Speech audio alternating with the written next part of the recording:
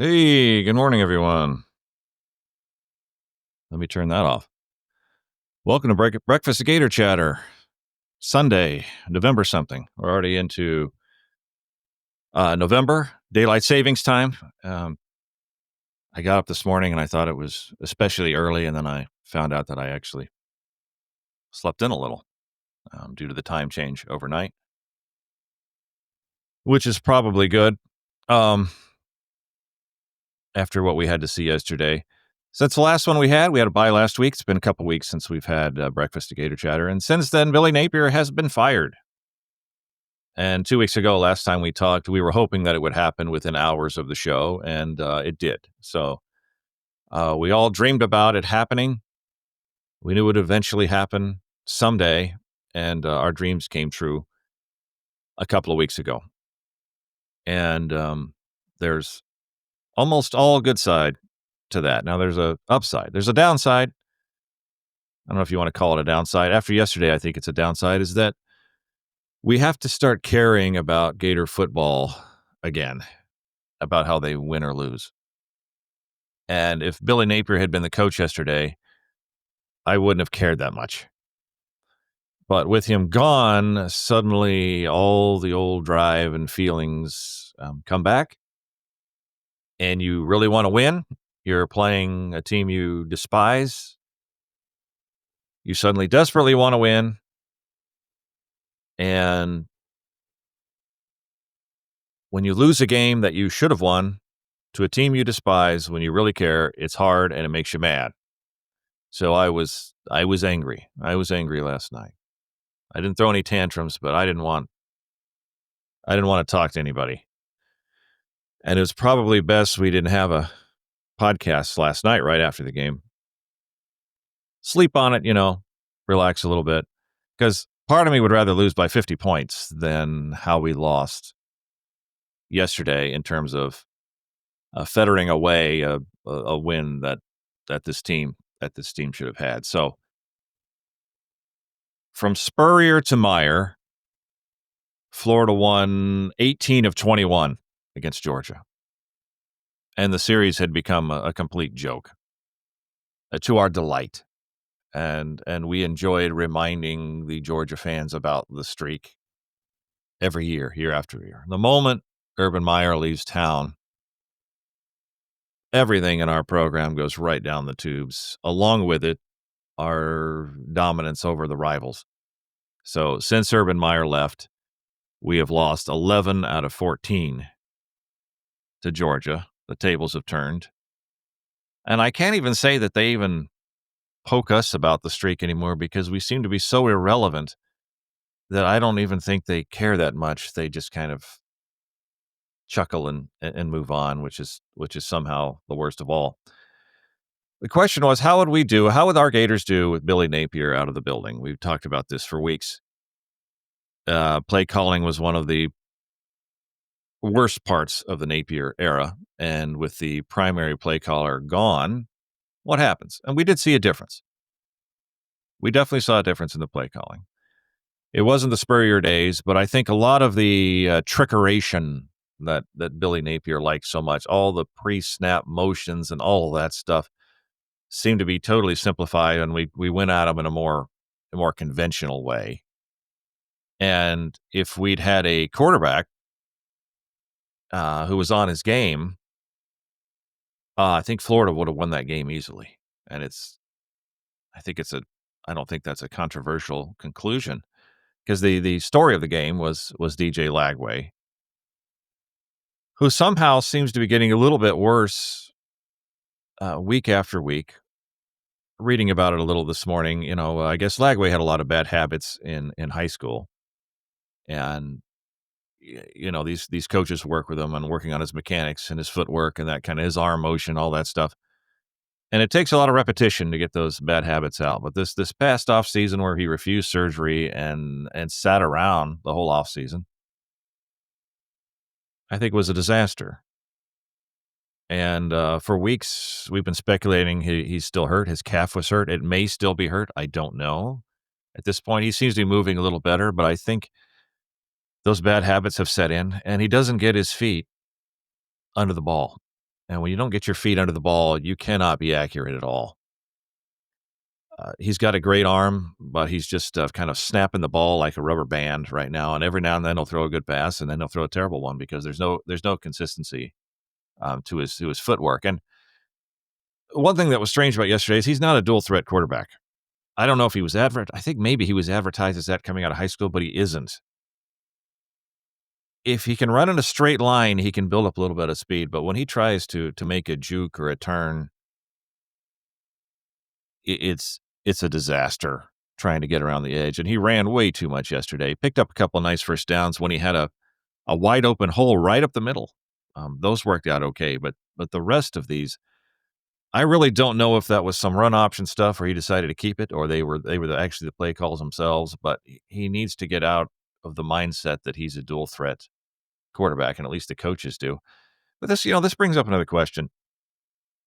Why has Lagway played all year, despite how he's played?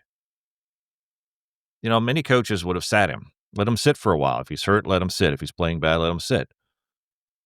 It's not happening. I don't see it happening anytime soon. But, does it have something to do with this money that he's being paid, which is reportedly in the seven figures at Florida? It's a whole different dynamic that I think it's been hard to sink into the fans. It often doesn't sink in with me that these are paid athletes now.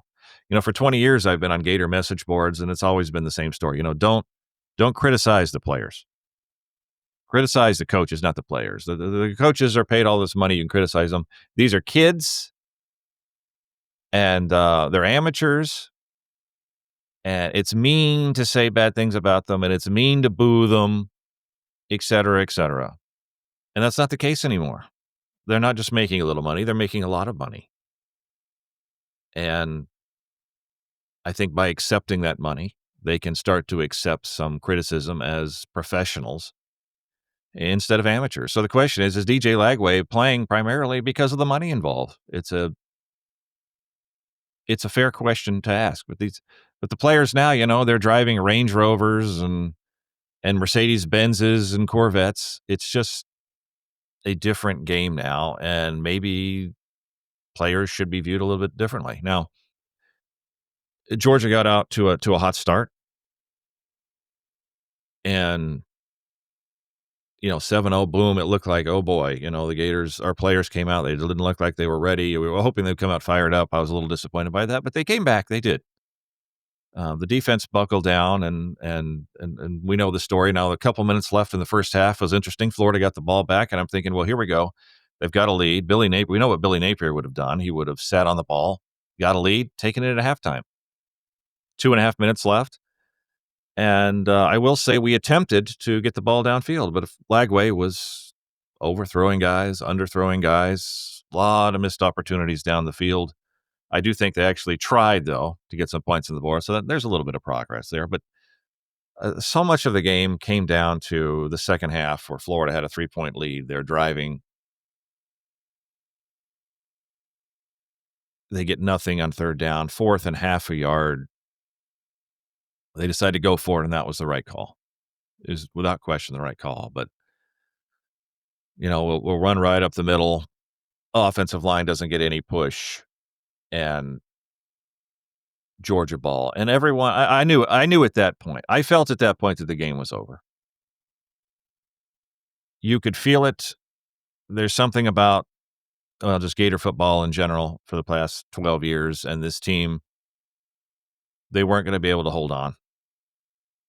And that's why it was so crucial to get that half yard. And that's exactly what happened. Now, Florida still had another chance. Lagway rolls out, throws the ball down the field. It's one of those deals where the camera pans over and there's a receiver standing 20 yards away from the secondary. And the ball is hideously short. 10 yards, 20 yards, I don't know. But Sturdivant dives back, and we had the whole controversy with was it a catch or wasn't. I thought it was a catch. But the point is it should have been a touchdown. That's the point. Lagway had a chance to make the play right there. He didn't make the play. And I find myself in games like this, which are close. Every play matters. The big players make big plays in these clutch situations. Is someone going to step up and make a play on either side of the ball? Somebody, anybody. And part of you says no one's going to do it, and no one did it. And I don't know exactly why. I do know that loserism, if that's a word I can just make up, loserdom, whatever you want to call it, does permeate entire programs and organizations. Starts at the top, works its way down. Players have to believe that they're going to win. They have to believe they're going to make that play. They have to believe they're going to come through in clutch situations. And I don't think they believe that. And part of that is just, this is Billy Napier's team through and through. We're 4 years. It's all his guys. I don't know which ones can be saved by the next coach and who can't. But I was hoping we'd have a playmaker step up and make a play, and we did not. And I don't think that's an accident. So I really think that we need to clear this group out. Not necessarily players, the coaches. All the coaches need to go. And we need a new coach who's going to come in and weed out the people that are going to accept losing in any way, shape, or form. I think it's an entire mentality, top to bottom. So I'm going to bring in Jason Walker with his thoughts on the game. We'll talk a little bit about the coaching search, ongoing coaching search saga, and go for there. So let me bring him in. Jason, good morning. Hey. Good morning. And it is a good morning, Aaron Bland, because I'm going to tell you what the biggest positive coming out of yesterday was.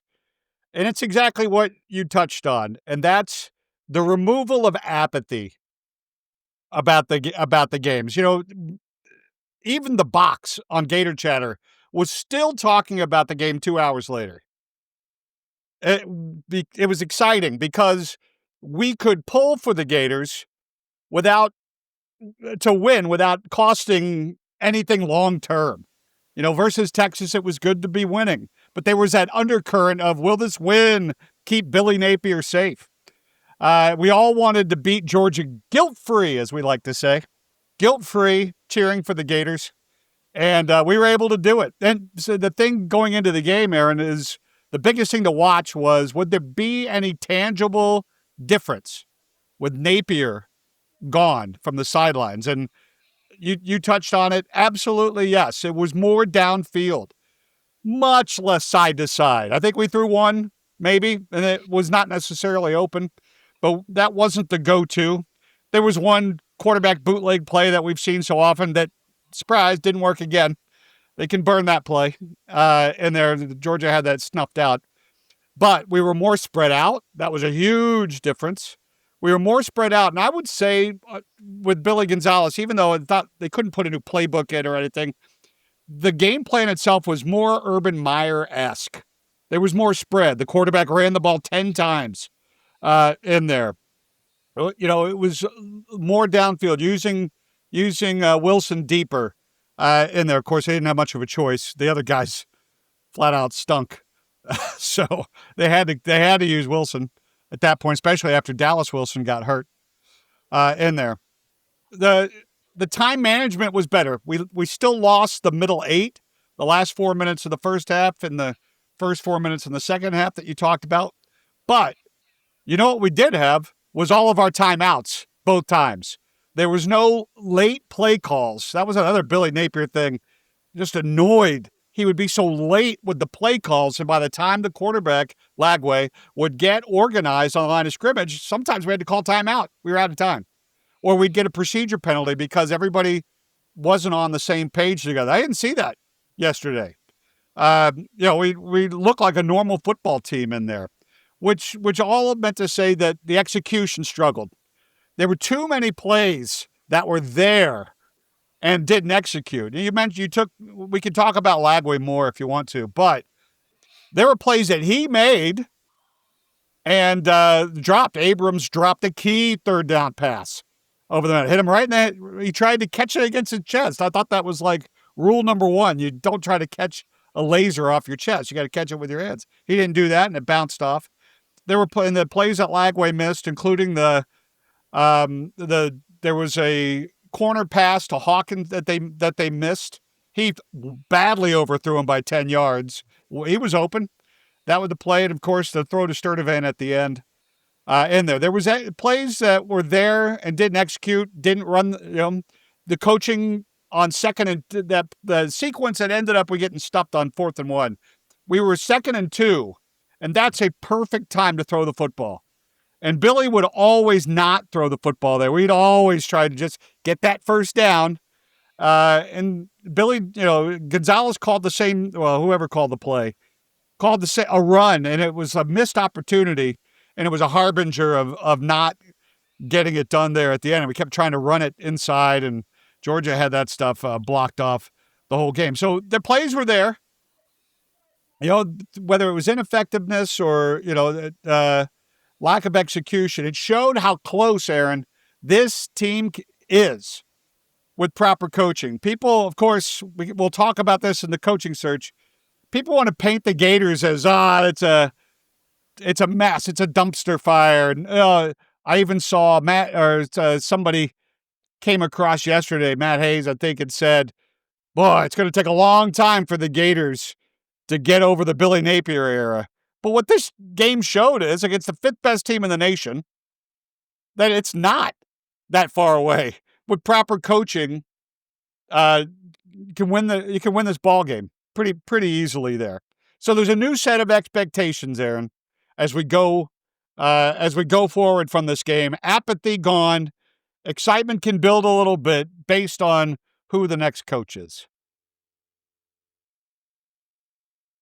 Yeah, the question is, Jay, we didn't know how the players would respond to Billy being gone. In the past, when Muschamp left, for example, they were sad and crying. We didn't really see any of that with Billy. It didn't strike me that anyone really, and no one, we haven't heard any threats that I'm transferring, I'm getting out of here. Not a single word. We haven't heard any of that. The question is, can these guys be salvaged, to have a winning mentality? I guess it's going to depend on who we bring in. Yeah, you mentioned Lagway's paycheck. That's one thing. First of all, there's good money at Florida. So money and opportunity are always going to be tied hand in hand. And there's plenty of that here. Plus, I thought Billy always recruited high character guys, really went out of his way to try to do that, probably knowing his subconsciously knowing that I need to get guys that are going to deal with my poor coaching. But so I think there's opportunities there. You say salvaged. I didn't see anything, nobody dogging it. It's the same level of that. Gums was on fire yesterday, had a great game. And there, Graham was, fantastic when he wasn't having to try to run down a wide receiver 20 yards down the field. So I saw people trying to execute. I thought the offensive line played great for the most part. It was Lagway who was too skittish to execute with good footwork. But no, I think that shows, even as the media and the ecosystem tries to paint Florida as a lost cause, I think what yesterday showed was a coach could come in. I don't know, Lane Kiffin could come in and win 10 games pretty easily with the roster that's currently here. And, in this cycle with the money being how it is, an opportunity, I don't think that whoever the next coach is, but let's say it's Lane Kiffin, I don't think there's any problem with, keeping these guys and having them play, especially with a whole offseason, play at a good execution level in there, even Lagway. Yeah, I didn't certainly didn't mean to imply we had any quitters or dogs on the team. I just don't, Jason. I just don't believe that many of them think they can win. And I think when it comes to two fairly evenly matched teams, yeah, that makes a difference. And it's going to be interesting to see over the next 4 games how we play and how we respond to this loss. Right. Are they going to hang their heads some more? Are we going to come out and say, "Look, we can beat anybody"? I mean, Florida hung with LSU and Texas A&M and all these top 10 teams we've played. I mean, Vegas only had Georgia, what, a 6.5-point favorite or something. Right. So, a number 5 team versus an unranked team. So, um, the Yeah. team is there. To me, the mentality of football teams is the hardest thing, and that's the artwork of the coach. It was one thing to whip them into shape physically. How do you get these guys thinking they could win? Yeah, okay, that's a great point, that you're making there, and I think Urban Meyer would say, I forget the number of seconds, but, like, 3 seconds is the length of a football player, 5 seconds or whatever it was, and it was geared toward giving it your all in those 5 seconds, and ideally, it's that focus and attention to detail that helps you execute in those moments, and you brought it up yesterday in the box, making the plays when it matters. Something Kirby Smart's done a great job with Georgia in doing. We don't do that, and that's that difference. And I think the players all have it in them, much like we're talking about Lagway's fundamentals. I bring up Rex Grossman all the time like this. Grossman should have won the Heisman under Spurrier, and when he came back the next year, we just thought he would play the same. Why wouldn't he? Well, why wouldn't he? Because the coaching was different. So with different coaching, it matters on execution. Spurrier got Grossman to execute at a Heisman level. The next season under Zucchi was 13 touchdowns, 13 picks, or something like that. Was Grossman drunk? No, of course not. The coaching was different. Zonbrecker was not Spurrier, and that led to bad habits coming in. And bad habits exist in big forms, like we saw with the all-arm pass trying to go down the field against the grain, that 20 yards short. And it also comes in little bits and pieces in execution on 4th and 1, on execution on 3rd and 6 when you got to have a stop. Though that matters, and coaching matters in those situations. I think the talent, as long as the talent level's there, good coaching can take that to another level, just like Spurrier had Grossman at a Heisman level. Jason, let's talk a little bit about the coaching search. It feels like the Gator Nation is hanging by a thread right now, and they have all their eggs in one basket. Yes. We know what the basket is. Yes. If it doesn't happen, I don't know what's going to be left of us. I don't know if they're going to melt down or walk away, but this is a very dangerous time to be. I wouldn't want to be Scott Strickland right now. What do you think? Well, first of all, Scott Strickland, I mean, who's he? I don't see him anymore with the baseball team going underwater, and he's in his usual panic bunker, which I think he spends more time in. If his panic bunker had a loyalty program, he'd be platinum member, diamond maybe, in there. He'd be spending so much time in there. But you're right, it is all about getting Lane Kiffin, and even though the money doesn't seem to be a matter, Lane has to want to do it. Now, I think there's a lot of reasons, why Lane Kiffin would want to do it. But let's play that devil's advocate and say, well, what if he doesn't? I don't think there's another coach out there that can generate the level of excitement and give Florida what they want. So my opinion is, if they don't get Lane, try to go for broke on a home run, offensive coach hire from somewhere else with no buyout or almost no buyout. Make him easy to fire until you get the guy you want in there, or just keep punting with Billy G for a season, like we did with Adazio for a year. Those are your options. I don't think you get into a long-term contract with any other coach at the level that you're willing to do for Lane Kiffin. I look at it like this: the Atlanta Hawks, as you know, I'm a big Hawks fan. In 2000, Lenny Wilkens was fired, and they were going to go after Tom Izzo. They're going to give him a big contract, Aaron, $5 million a year. That was big money back then for NBA coaches to lure him away from Michigan State and coach at. Izzo ended up turning them down, even though the money was really good. Instead of going a different direction, they tried to go to the next guy down, Lon Kruger. Gator fans know. And they gave Kruger a $3 million contract, which was still ridiculous considering the guy had never been a pro coach. And, and really needed guys in a certain system to be successful in college. It bombed terribly. The Gators face a similar choice. They're willing to spend, I'm going to say, they're willing to spend up to $20 million a year to get Lane Kiffin in. Do whatever it takes. But if Lane doesn't feel like he wants to do it for whatever reason, because it's not just about the money, although I got to say that's a lot of money. The Gators shouldn't just go down and say, well, we were willing to spend 20 for him. We'll spend 10 on Drinkwitz. We'll spend 10 on Fish. Don't do that. Go the complete other way and go cheap and easy to fire so that when somebody does come available that you want, you can make your move. That's my take on the situation. Well, we can't have another 4-year run of a disaster where on the fourth year we have to wait till the fourth year to fire him. We broke the script a little bit with Napier because normally the coaches get an extension the year before they get fired. He didn't give Napier an extension. We gave him a ridiculous contract off the bat, so he was okay. Yeah. You mentioned $20 million, which it sounds insane. Everybody wrings their hands. Strickland has to do what he has to do to get the guy. He's out of chances. We're on the brink here. Yeah, we're on the brink of having, I won't say an empty swamp. Our fans seem to be too loyal with that, but the apathy is off the charts.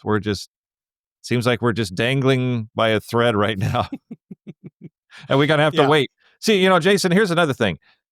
Ole Miss could go deep into the playoffs, and I guess we're going to have the portal will open before then, and they're worried about mass transit of players if we don't know who we're getting, and that's, I guess, a legitimate concern. But what the heck are you supposed to do? We're not the only ones in this boat. I mean, to me, it looks like the Clemson job's going to open. It looks like the Auburn job might open. Yep. They keep coming. We've never seen a year quite like this. Yeah. Again, kudos to Scott Strickland for punting last year when none of this was an issue. Kudos, another genius way to read the tea leaves on that one. But yeah, I mean, it's that's why I think it's Lane or bust, and bust is let's see if Billy Gonzalez might get hired by somebody else. They may want something a little bit more, but I think that is your next option other than try to compete with these other 20 schools on that. And we talk about the money. Wait, Deion Sanders is making $10 million to show up on the sidelines on the weekend. So, 20, 25 million. I'll say this, it's not my money. So, it's the same way I feel about these baseball players making $1 billion. I guess in some way indirectly it does impact me. I got to pay more for this, pay more for that. But you got to do whatever it takes. But if the guy doesn't want to move, the guy doesn't want to change, I think you have to kind of punt. You can't just Lon Kruger the thing and just go to the next guy and pay him $10 million and be locked in. Well, we got to give Fish or whoever they end up hiring 4 years. No. You bring in a guy, you give him a couple of years, and you say, well, how can that recruit? The money and opportunity is going to recruit people in here. Hire a guy, take a chance, and maybe you hit pay dirt like Todd Golden, or maybe he's no good, and the guy you want opens up next year with no competition, and you go for him. But you can't settle in this situation. You're going for broke with Kiffin. If you don't get that, you got to shift gears. You can't Lon Kruger the thing. I think it's fair to say that Lane Kiffin has never demonstrated a lot of loyalty to any job that he's had. It's difficult for me to see him because Florida's not the only team that's going to offer him a job. It's difficult for me to see him going, I want to stay here. It's not him. Right. And to me, clearly, Florida is the best fit for him if he's going to jump. I don't think there's any question about it. And I don't personally, Jason, the man loves Spurrier. He idolizes Spurrier. He'd have an office right Sure. down from Steve Spurrier. I mean, I think he's going to come. That's what I think. But boy, if I'm wrong, I don't even want to log into Gatorchatter. I'm afraid. I'm afraid of what's going to Yeah. happen. He signs that extension. It's you might as well change the whole thing to dark side only. Because there is no light at that point in the near term. Well, Jay, I had made the point on the board that I'm certain that Ole Miss has already approached Kiffin with a huge extension offer. I'd be shocked if they had not. Of course. Um, and of course, he hasn't accepted it. Kurt Signetti accepted his immediately, got rid of Yeah. that distraction. Kiffin has not, and I think Yeah. that's another reason why I think if he was going to stay and he wanted to win and he wanted to try to win this year, he would have already signed something. Get the distraction out of the way, take the questions out of the way. I mean, they're going to be playing Florida here in a couple of weeks, Jay. Don't you think a few people are going to be asking him about that? Maybe a couple. Yeah, I think so. Yeah. So it does smack. I mean, last year he signed his extension too at SMU. Um, you know, yes, there's definitely something in front of him right now, and I'm sure it's lucrative. But what does he want to do, right? And I think it's funny. Well, first of all, you can tell which coaches that are in the pool kind of stink because that's who the media wants to assign to the Gators. They this guy, he's really good. You should do it. Drinkwitz, you should definitely. It's a Gator. I can see it. Yeah, okay, we smell it out. But all of this backlash against Florida, I think it actually heightens Lane Kiffin's chances to take the Florida job. Oh, you think Florida is so dead and that? Well, I'm going to show you. I'm going to win there. I wanted Ole Miss. I'm going to win. I'm going to win there. I mean, we know Lane Kiffin. If there's anything that defines him, is that he's a troll. He did it this weekend. Troll. Spot the ball. He's a troll. Okay. It would be an ultimate troll move to lead the Gators on, and then stay at Ole Miss or take a different job. It'd also be a troll move to thumb his nose up at everybody saying Florida is a dead-end job now, or the ridiculous hyperbole that's out there, and take the challenge of winning here.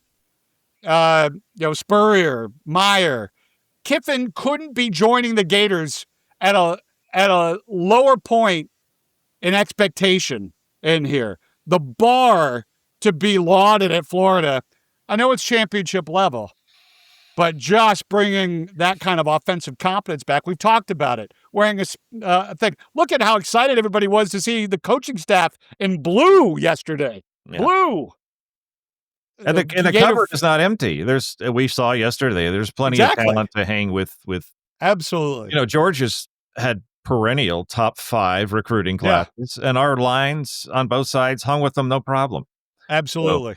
So, you're right. It's an ideal position. And of course, LSU has done everyone else a favor with the debacle, how not to handle a coaching transition. They put on a clinic there. They're the only kind of really attractive job out there. But boy, who wants to walk into that? Right. It makes our situation with terrible Scott Strickland look ideal. That's how bad it was at LSU. But no, Jason, you and I, it's going to be weeks, of course, before we have a choice there. So we'll have more time to talk about that. Any quick thoughts on Kentucky this week? I unfortunately painfully watched the Auburn-Kentucky game last night. The whole thing. I thought they stopped it after the first quarter. 10-3? Come on. Kentucky's quarterback, the people in the first few rows were in danger. Let's just put it that way. and yet Auburn's quarterbacks, the 4 that they played, were all worse. It was, wow, it was bad. But I mean, it's difficult to see Kentucky scoring many points. But any thoughts on the game? Well, I think we'll win because I do like the level of participation that the players showed. I do like, what the coaching staff did differently in there. I mean, so I think Florida wins in that game in there. Yeah, you're right about the Kentucky quarterback. They need to like give the first 3 rows like the I don't know if anybody remembers. This will date me real good. Gallagher, with the watermelon, the sledge-o-matic, where they would give the plastic to the people in the first 4 rows. Probably should do that for that kid in Kentucky. Maybe Lagway too. But I think that we should be able to win that. We're on that path to be, probably 500 by the end of the year. And again, underlines that this is not an empty cupboard like when Mullen was cratering here and we had nothing but 3 stars on the roster. That's not the case here. Billy Napier definitely brought in, uh, you know, good talent in here and showed how close this team could be with proper coaching. But I need to take one last shot at Georgia before we go. Here's Georgia. Of course, this is why we want to beat them so bad, Aaron. We hate these guys. Georgia, that privileged blue blood crap that they've lorded over us for 100 years, trying to keep Florida down in the 80s. Tamp. They cheat. They in the back rooms were always, cheated in there. Hate those guys. These guys were born on third base, and they think they are oppressed on there. They're complaining about the officiating. Oh, this was an anti-Georgia. They have no idea what it's like to have a Florida whistle out there. So screw the dogs eternally and always, and we'll get them next year. I think Kirby Smart is the biggest sideline crybaby in college football. He is constantly crying to the refs and stating his case and flailing his arms like this. Yeah. He's embarrassing. And I mean, he should be embarrassed that this supposedly terrible down, unranked team without a coach Oh, yeah. should have beaten him yesterday. You're right. Next year, Jason. Maybe next year we can start the streak over again. To hell with Georgia. Get things back to where they were. Jason, thank you so much. I'll see you in a week. Host Kentucky. Do you know if that game is in the swamp or on the road? Do you know? Oh my gosh. I thought it was there. Thought it was at Commonwealth. Neither one of us Shame know. on me for not knowing that right off the top. Well, that's how bad Billy Napier beat us down. It's not a real game that anybody circled. This Kentucky team is brutal, just brutal to watch. That's right. It doesn't matter. We should win either way, but it should be an absolute demolition if it's at home. It is. It's okay. I was right. It is at Kentucky. Okay. Night game at Commonwealth. So that's how you know. If the game's at night, it's on the road. Gotcha. Okay. Jason, thank you so much, man. And I'll see you next week.